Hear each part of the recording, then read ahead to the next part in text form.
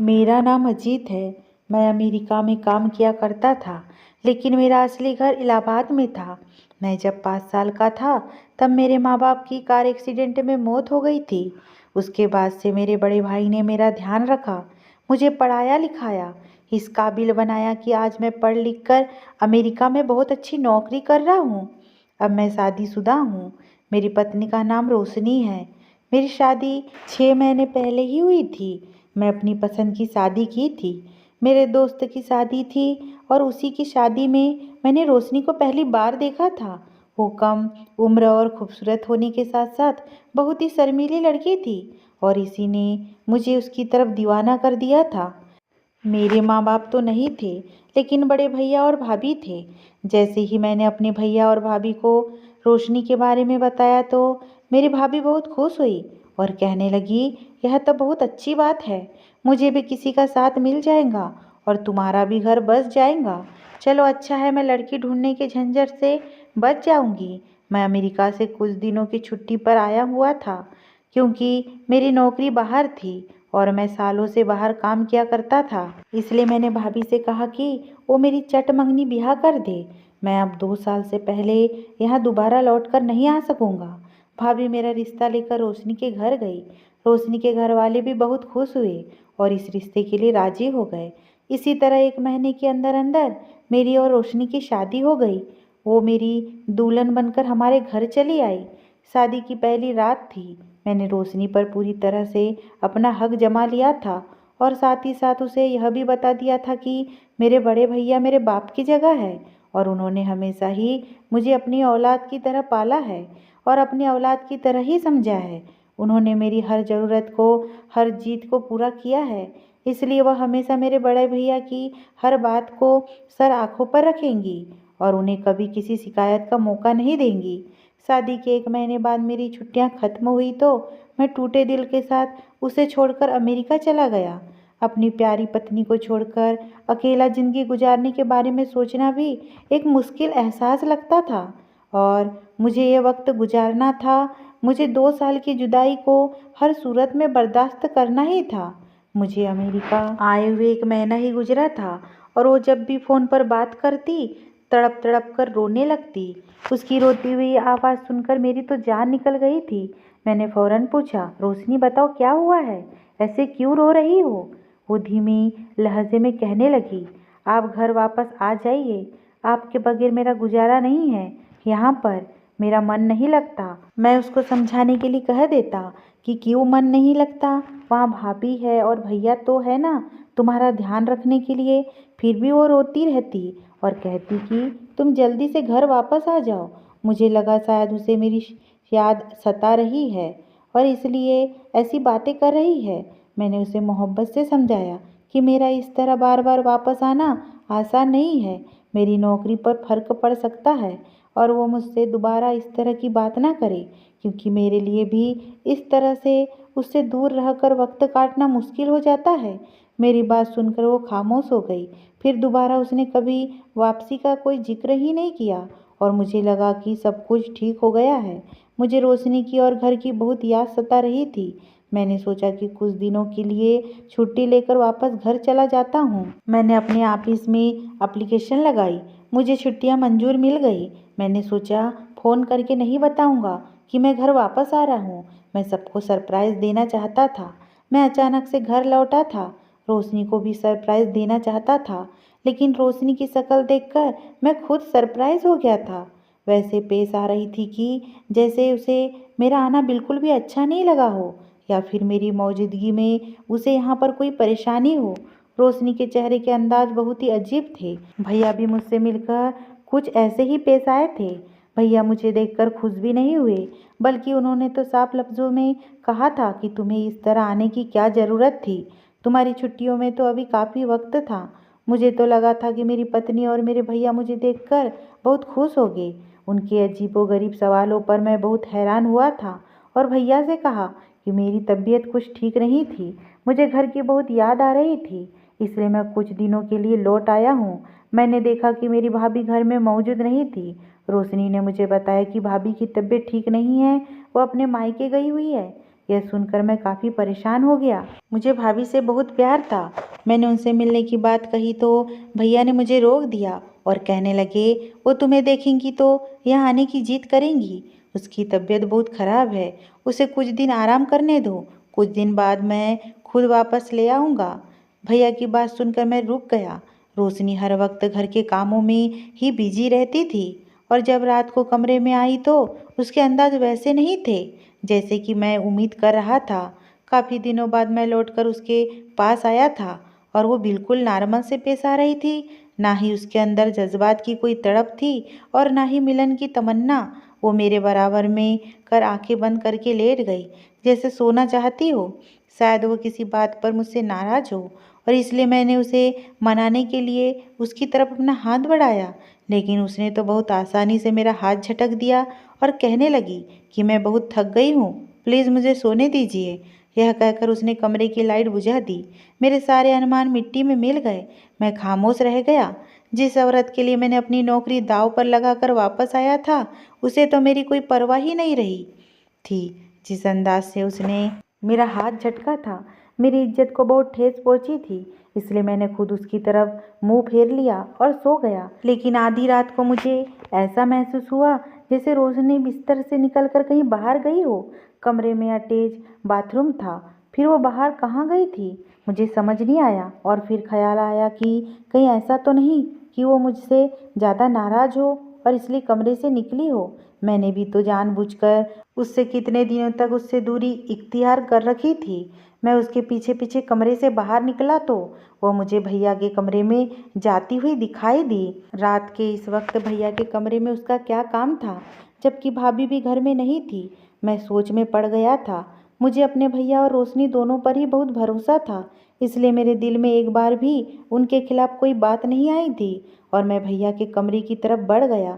शायद वो किसी काम से वहाँ पर गई हो, लेकिन कमरे के दरवाजे पर पहुँचते ही ऐसा लग रहा था जैसे मेरे पैर जंजीर से बंध गए हैं। कमरे के अंदर से आती आवाज़ों ने मुझे हिलाकर रख दिया था।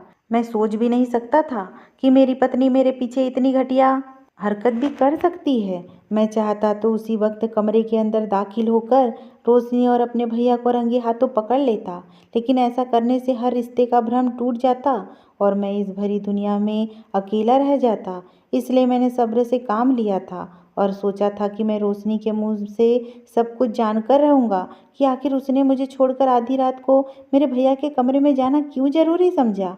मैं कमरे में जाकर वापस बैठ गया और फिर काफ़ी देर के बाद जब रोशनी वापस लौटी तो मुझे जगा हुआ देखकर उसके चेहरे का रंग बदल गया। मैंने उससे पूछा कि तुम कहाँ पर गई थी, तो वह घबरा कर कहने लगी कि मैं हवा खाने के लिए ऊपर छत पर गई थी। उसके झूठ ने मेरा शक यकीन में बदल दिया था, क्योंकि मैं जान गया था कि वो मेरी आंखों में धूल झोंक रही है। लेकिन मेरे भैया ऐसे कैसे कर सकते थे? वो तो मेरे सगे भाई है, जिसे मैंने अपने बाप का दर्जा दे रखा था। और मेरे भैया अपनी पत्नी से बहुत मोहब्बत करते थे। वो अपनी पत्नी को धोखा नहीं दे सकते थे। तो फिर आधी रात को मेरी पत्नी और उनके बीच में क्या चल रहा था? मेरी भाभी अपने मायके क्यों गई हुई थी, जबकि आज तक अभी मैंने अपनी भाभी को मायके में रहते हुए नहीं देखा था। मेरे अंदर एक तूफान जाग रहा था और इस तूफान को उसी वक्त थमना था जब सच्चाई पूरी तरह खुलकर मेरे सामने आ जाती। मैं पूरे 3 महीने से यहाँ नहीं था और उन 3 महीनों में मेरे पीछे यहाँ क्या कुछ हुआ था, यह सब कुछ देखते देखते मुझे 15 दिन गुजर गए। मुझे सब कुछ जानना था, लेकिन उससे पहले मुझे अपनी पत्नी को अपने भैया के कमरे में जाने से रोकना था। अगले ही दिन मेरी पत्नी आईने के सामने खड़ी होकर तैयार हो रही थी और मैं बिस्तर पर लेटकर उसे अपनी आंखों से देख रहा था। मैं उसकी नज़र में एक सोता हुआ इंसान था, लेकिन हकीकत में मैं जाग रहा था। रात को इस वक्त अपनी पत्नी को तैयार होता देखकर मुझे हरगिज़ भी खुशी नहीं हो रही थी, क्योंकि मेरी पत्नी मेरे लिए तैयार नहीं हो रही थी, बल्कि उसकी यह तैयारी तो मेरे बड़े भैया के लिए थी। मेरा बड़ा भाई, जिसे मैंने अपने बाप का दर्जा दे रखा था, मेरी पत्नी आधी रात को उसके कमरे में चली जाया करती थी और मैं यह बात अच्छी तरह से जानता था कि वहाँ क्या होता है। हमेशा की तरह इस रात भी मेरा दिल चाह रहा था कि मैं उठकर अपनी पत्नी का हाथ पकड़ लूँ और उसे अपने बड़े भैया के कमरे में जाने से रोक लूँ, लेकिन मैं मजबूर था। मेरे पास उसके सिवा और कोई रास्ता नहीं था कि मैं अपनी पत्नी को अपने बड़े भैया के पास जाता हुआ देखूं, क्योंकि उसे रोकने की ज़रूरत में अंजाम बहुत ही भयानक होने वाला था। मेरी पत्नी रोशनी की उम्र सिर्फ 20 साल थी। वह जवान और खूबसूरत भी थी, लेकिन उसके बावजूद भी रोशनी मेरे हाथों से बाहर थी, क्योंकि इतने रातों में एक रात भी ऐसी नहीं आई थी जो उसने मेरे साथ गुजारी हो। मैं हर रात उसे पाने की हसरत लिए बिस्तर पर पड़ा रहता था और वो मुझे नज़रअंदाज करके कमरे से निकल जाती थी। मेरे भैया उसके साथ कैसा ही सलूक क्यों ना करे, लेकिन वापस नहीं आती थी और सारी रात उसी के साथ रहती थी। आज भी वो जिस तरह तैयार हुई थी, मेरी नज़र उसकी खूबसूरत वजूद पर जमी हुई थी। और फिर वो खामोशी से कमरे से बाहर निकल गई और थोड़ी देर बाद अजीबोगरीब आवाज़ों का सिलसिला शुरू हो गया और मैं बस अपने बिस्तर पर लाचारों की तरह पड़ा रहा। लेकिन मैं अच्छी तरह से जानता था कि मेरे भैया के कमरे में क्या चल रहा है और मेरी पत्नी सुबह किस हाल में वापस लौटेंगी। दिल तो चाहता था कि मैं अपने भैया के कमरे में जाऊं और हाथ पकड़कर अपनी पत्नी को वहां से वापस ले आऊं, लेकिन मैं बहुत मजबूत था। अगर मैं ऐसा करता तो हमेशा के लिए अपनी पत्नी को खो देता और मैं रोशनी को हरगिज़ नहीं खोना चाहता था। मैं उससे दीवानों जैसी मोहब्बत करता था और इसी के लिए तो मैं अपनी अमेरिका की इतनी बेहतरीन नौकरी छोड़कर वापस लौट आया था। लेकिन मुझे क्या खबर थी कि मेरे पीछे यहाँ क्या हो चुका था। यह राज जब मुझ पर खुला, जब मैं अपनी पत्नी की मोहब्बत में सब कुछ छोड़कर वापस आ गया और यहाँ आने के बाद मुझे पता चला कि मेरी पत्नी तो मेरे बड़े भैया के गुलाम बन चुकी है। मेरी तो दुनिया ही लुट गई थी। शुरू में तो मुझे इस बात पर यकीन नहीं आता था कि मेरी पत्नी हर रात मुझे छोड़कर मेरे भैया के कमरे में चली जाती है, लेकिन आहिस्ता आहिस्ता मुझे पता चला कि वह सारी रात उन दोनों के बीच क्या होता है। एक पति होने के नाते मेरी बर्दाश्त से बाहर था, लेकिन फिर भी मैं सब कुछ बर्दाश्त करने पर मजबूर था। मेरी पत्नी को कमरे से गए आधा घंटा भी नहीं हुआ था और मेरे बड़े भैया के कमरे से आवाज़ आने लगी थी। अपनी बीवी से ऐसी आवाज़ सुनकर मेरी आंखों में आंसू आने लगे थे कि मेरी इज्जत पर लानत थी कि मैं अपनी पत्नी के साथ ही समझौता देख रहा था, लेकिन कुछ कर ही नहीं पा रहा था। मैंने सब्र का घूंट पी लिया था। शायद यही मेरा मुकद्दर था और यही मेरा नसीब। सुबह के वक्त जब रोशनी अपने कमरे में बुरी हालत में लड़खड़ाती हुई वापस आती थी, मुझे ही पता होता था कि वो किस हाल में वापस लौटी है, लेकिन उसके बावजूद मैं अंधा बहरा और गूंगा बिस्तर पर पड़ा हुआ था। और फिर वो खामोशी से मेरे पास लेट गई, जैसे रात कमरे से बाहर ही नहीं निकली हो और मैं भी अपनी जगह अनजान बन गया था, ताकि हमारे रिश्तों को बचा सकूं, क्योंकि इस रिश्ते को ख़त्म करना मेरे बस में नहीं था। फिलहाल मेरे पास नौकरी नहीं थी, क्योंकि अब तो मैं सब कुछ छोड़कर अमेरिका से वापस लौट आया था, इसलिए आधे दिन बाद बिस्तर से निकला। रोशनी मुझसे पहले उठकर घर के कामों में बिजी हो गई थी और ना वो मुझसे नज़र मिलाती थी और ना ही वो किसी तरह की बात मुझसे किया करती थी और ना ही मैं। पता नहीं यह कैसा अजीब सा सिलसिला था जो हम दोनों के बीच पिछले कई दिनों से चल रहा था। मैं खुद को और रोशनी को इस दलदल से निकालना चाहता था, क्योंकि अब इस तरह की ज़िंदगी गुजारना मेरे लिए नामुमकिन हो चुका था। मैं सच्चाई का पता लगाना चाहता था। मैं सब जानना चाहता था कि मेरे पीछे यहाँ क्या क्या हुआ है, लेकिन उससे पहले मुझे अपनी पत्नी को अपने भैया के कमरे में जाने से रोकना था और इसलिए अगली रात मैंने सोने के बजाय जागने का फैसला किया। रात के 2 बज रहे थे और मैं टीवी खोलकर बैठा हुआ था। रोशनी किसी बिन पानी की मछली की तरह बेचैन यहाँ से वहाँ तड़प रही थी और जब कुछ वक्त और गुजरा तो गुस्से में आ गई और कहने लगी कि कब तक जागोगे आप? बहुत रात हो गई है, टीवी बंद करो और लाइट भी, और सो जाओ। तो मैंने कोई जवाब नहीं दिया, तो उसने आगे बढ़कर खुद ही टीवी और लाइट बंद कर दी। मजबूरन वो आंखें बंद करके बिस्तर पर लेट गई। मैं भी बराबर खामोशी से लेट गया। जब कुछ वक्त बाद उसे लगा कि मैं सो गया हूँ, वह पिछली रात की तरह फिर से तैयार होकर कमरे से बाहर निकल गई और फिर दिल में आग जल उठी। उसके जाते ही मैं भी कमरे से बाहर निकला और देखा कि वह भैया के कमरे में दाखिल हो गई थी और दरवाज़ा बंद अंदर से कर लिया था।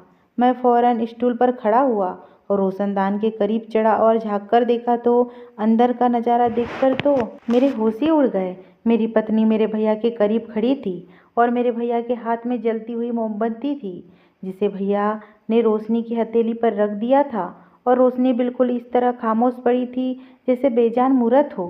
इसके बाद जो कुछ हुआ वो देखकर मेरे रोंगटे खड़े हो गए। रोशनी तो वही सब कुछ कर रही थी जो भैया उसे करवाना चाहते थे। रोशनी की हालत ऐसी थी कि अगर भैया उसे छत पर उल्टा लटकने को कहते तो शायद वो भी इसी में इनकार नहीं करती। लेकिन यह सब किया था और क्या हो रहा था मैं नहीं जानता था।